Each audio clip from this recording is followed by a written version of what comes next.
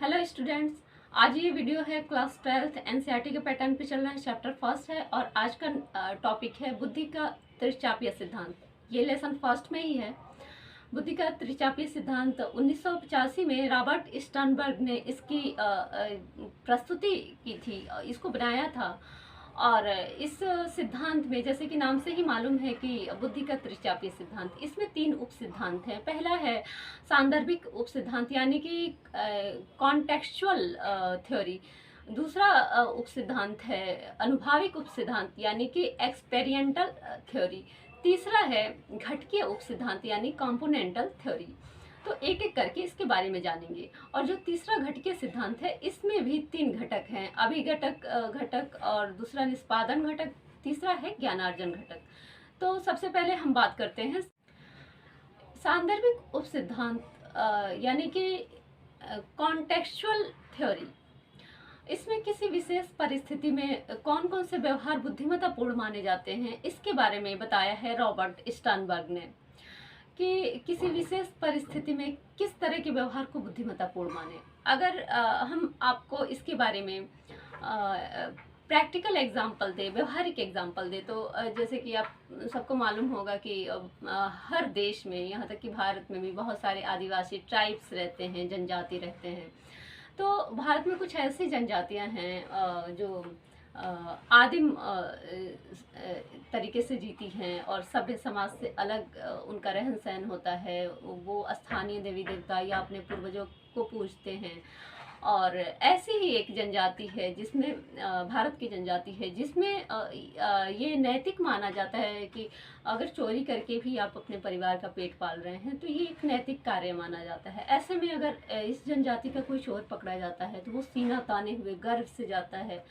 तो लोग ये सोचते हैं कि इसने चोरी किया है और इसको ना ही कोई ग्लानि है, ना ही कोई शर्म है, बल्कि इसको एक गरिमा की अनुभूति हो रही है। ये क्यों हो रहा है? तो अगर मनोवैज्ञानिक दृष्टि से आप देखेंगे तो उसका जो समाज है वो अपने परिवार का पेट पालने के लिए चोरी, जो कि हर धर्म, लगभग हर धर्म में पाप माना जाता है, तो चोरी को भी वो नैतिक मान रहा है। और अगर मतलब उसके परिवार का पेट भरना है तो वो चोरी को भी नैतिक कार्य मान रहा है। तो ऐसे में उस समाज के लोगों की मानसिकता क्या हो जाएगी कि मतलब चोरी कर रहे हैं तो ये कोई बुरा काम नहीं है, बुद्धिमत्तापूर्ण काम है।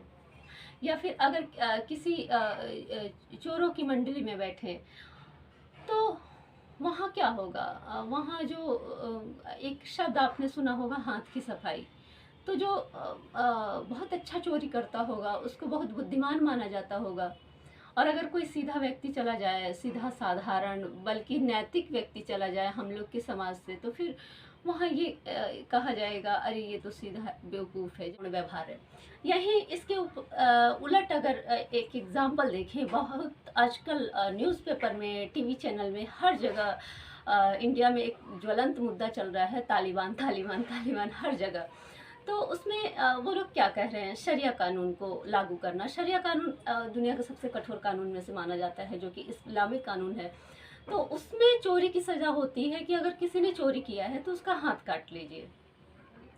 तो इस तरह के अलग अलग गुनाहों के लिए अलग अलग सज़ा दी जाती है और तत्काल सज़ा दी जाती है। इसलिए बहुत कठोर कानून माना जाता है शरिया कानून को, जो तालिबान लागू करने जा रहा है और जिसका वो समर्थन करता है। जबकि इस्लाम में ये भी माना जाता है, इस्लाम की धार्मिक पुस्तक हदीस में ये भी माना जाता है कि इंसान की जान बहुत कीमती होती है और जान बचाने के लिए कभी कभी किसी विशेष परिस्थिति में कोई हराम चीज़ भी जायज़ हो जाती है। जैसे कि मान लीजिए कोई मरीज़ है और उसकी जान जाने वाली है और जान बचाने के लिए किसी ऐसी दवा या ऐसी चीज़ का उपयोग किया जा रहा है जो हराम है, लेकिन उस रोगी के लिए जायज़ हो जाता है। तो ये कंडीशन है, लेकिन चोरी इसमें शरिया कानून में गलत माना गया है। और अगर कोई किसी की भलाई के लिए भी चोरी कर रहा है तो भी उसको पाप गुनाह ही माना जाता है। तो ऐसे में चोरी करना बुद्धिमत्तापूर्ण बिल्कुल नहीं माना जाता है, बल्कि इसको बहुत हे दृष्टि से देखा जाता है, बहुत ही बुरे दृष्टि से देखा जाता है। तो यही होता है इसमें जो सांदर्भिक उप सिद्धांत दिया है कि किसी विशेष संस्कृति में किस तरह के व्यवहार बुद्धिमत्तापूर्ण होते हैं। जैसे एक एग्जांपल मैं और दूंगी कि कुछ लोग होते हैं सीधे को बेवकूफ़ समझते हैं और बेईमान और धूर्त को चालाक समझते हैं, जबकि ज़रूरी नहीं है कि जो व्यक्ति सीधा है वो बेवकूफ़ है और जो धूर्त है वो बुद्धिमान है। ऐसा बिल्कुल नहीं होता, लेकिन कुछ लोग ऐसा समझते हैं। हो सकता है वो जिस समाज में रह रहे हों, मान लीजिए चोरों की एक मंडली है, एक ग्रुप है, तो अगर चोरों के बीच में कोई एकदम सत्यवादी पहुंच जाएगा तो उसका क्या होगा, मजाक उड़ेगा, अरे ये किस तरह का है, ये तो सीधा बेवकूफ़ है। सीधा के साथ बेवकूफ़ जोड़कर लोग उसके नाम के साथ बोलेंगे। तो यही इसमें समझाया है रॉबर्ट स्टर्नबर्ग ने कि ये जो बुद्धि का त्रिचापीय सिद्धांत होता है, इसमें सांदर्भिक उपसिद्धांत में किसी विशेष संस्कृति में किस तरह का व्यवहार बुद्धिमत्तापूर्ण कहे जाते हैं। और दूसरा है अनुभाविक सिद्धांत, मतलब कि त्रिचापीय बुद्धि का त्रिचापीय सिद्धांत का दूसरा भाग एक्सपेरिमेंटल थ्योरी। तो इसमें मान लीजिए कि इसमें एक चीज़ और दिया है कि अनुभव बुद्धि को प्रभावित करता है और बुद्धि अनुभव को प्रभावित करता है। तो पहले अनुभव बुद्धि को प्रभावित करता है। मान लीजिए कोई छोटा बच्चा है, टीन एज में पहुंचा, बहुत से उसको बीटर एक्सपीरियंस हुए, बहुत से उसको जीवन का बहुत बुरा अनुभव हुआ, तो अगली बार जब वो कोई निर्णय लेगा तो एक बार उसके बुरे जो अनुभव रहे हैं वो उसके बुद्धि को प्रभावित करेगा। तो ये जो लाइन आपके टेक्स्ट बुक में लिखा है कि अनुभव बुद्धि को प्रभावित करता है, बुद्धि अनुभव को प्रभावित करता है, तो जैसे जैसे लोगों के अनुभव बढ़ते जाते हैं वैसे वैसे कोई निर्णय लेने से पहले वो बुद्धि के साथ साथ अपने अनुभव का भी उसमें इस्तेमाल करते हैं कि अगर हम ऐसा करेंगे। मान लीजिए कोई छोटा बच्चा है, वो आग के बारे में नहीं जानता है, उसको जाके टच करता है, मान लीजिए कोई कैंडल जल रही है उसको टच कर देगा, एक बार वो जल जाएगा तो उसको समझ में आ जाएगा कि नहीं ये छूने वाली चीज़ नहीं है, अगली बार उसको नहीं छुएगा। तो इसी तरह का जो बीटर एक्सपीरियंस है, जब लोग ज़्यादा एज के हो जाते हैं या कम एज में ही उनको ज़्यादा अनुभव हो जाती है या उनकी बुद्धिलब्धि ज़्यादा है, आईक्यू ज़्यादा है, तो दूसरों के अनुभव को देख के वो सीखे होते हैं, तो कोई भी निर्णय करने से पहले वो बुद्धि के साथ साथ अनुभव का प्रयोग भी करते हैं। तो इसको अनुभाविक सिद्धांत यानी कि एक्सपेरिमेंटल थ्योरी में रखते हैं। अब लास्ट है तीसरा घटकीय सिद्धांत, जिसको कंपोनेंटल थ्योरी बोलते हैं। इसमें 3 पार्ट किया है रॉबर्ट स्टर्नबर्ग ने, जिन्होंने त्रिचापीय बुद्धि सिद्धांत का प्रतिपादन किया। तो इन्होंने तीसरे घटकीय उप सिद्धांत में 3 खंड बनाए, अभिघटक घटक और निष्पादन घटक और तीसरा ज्ञानार्जन घटक। तो इसमें जो घटकीय सिद्धांत है, घटकीय बुद्धि की अधिकता जिनमें होती है, जिन लोगों में इस टाइप की बुद्धि होती है, माइंड सेटअप होता है, ये लोग किसी भी चीज़ का विश्लेषण करते हैं और आलोचनात्मक ढंग से भी सोचते हैं। किसी भी कोई समस्या है, कोई मुद्दा है या फिर कोई उनका डिसीजन है, तो जिसमें घटकीय बुद्धि की प्रचुरता होती है, वो आलोचनात्मक और विश्लेषणात्मक दोनों तरीके से सोचते हैं, उसके बाद निर्णय करते हैं।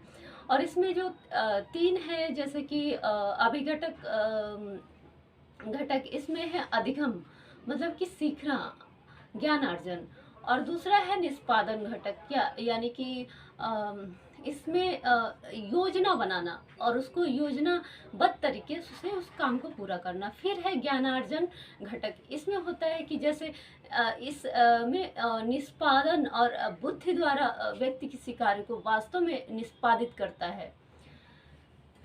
फिर से मैं रिपीट करती हूँ एक बार, जो तीसरा उप सिद्धांत है आपका घटकीय सिद्धांत, इसमें 3 पार्ट हैं। पहला है अभिघटक घटक, मतलब कि सीखना, लर्निंग पावर, आपकी ज्ञानार्जन की शक्ति।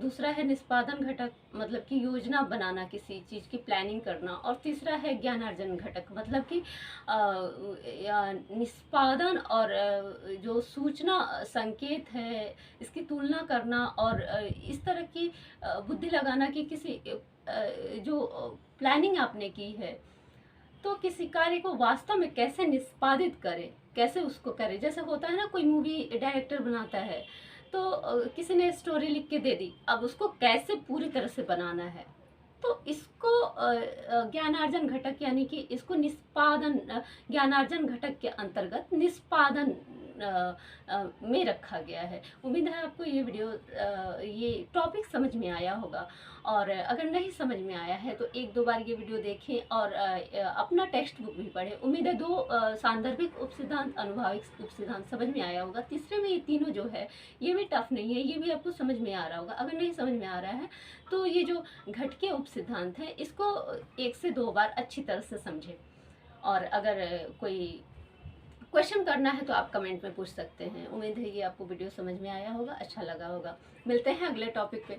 Bye bye.